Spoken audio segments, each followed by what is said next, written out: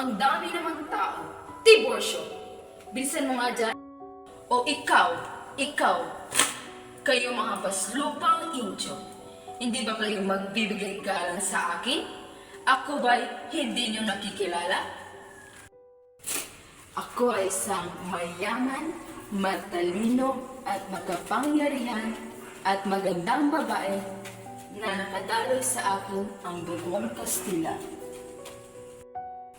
At kailanman, hindi ako makikipag-ugnayan sa mga Indio katulad nyo. Ako si Doña Victorina de los Reyes de Espadanya.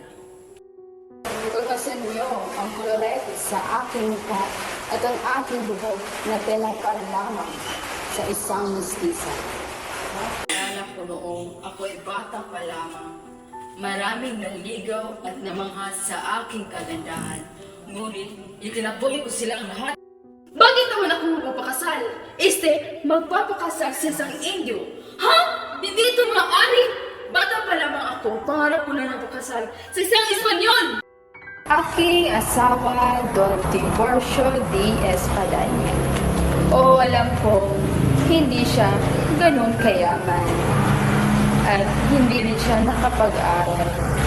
Yun naman, isa pa rin siyang Espanyol.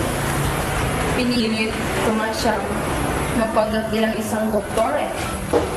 Pero ngayon ay asawa ko na ang isang doktor na si Don Tiborcio.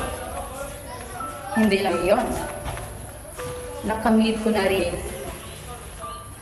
ang pinakamimiting alta sociedad. Hindi lang ako maganda. Social pa. Alam niyo ba, isang araw, ako'y nagpatungo sa tapat ng bahay ni Alvarez. At nagkataon, ando ng Doña Consolacion.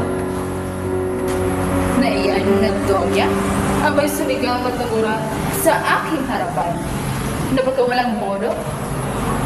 Sino naman siya para gawin yun sa harapan ko? No se preocupen, hindi siya ang tunay na Donya, kundi ako. Ako lang ang tunay na dugong Espanyol.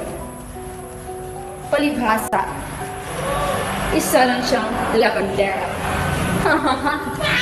Napakasaya ko naman. Akala ko siya ang nagpunyag sa iyong harapan. Tiborcio, ako'y tumigil. Hoy, nalarapat lang yan sa paslupang yan na mapahiya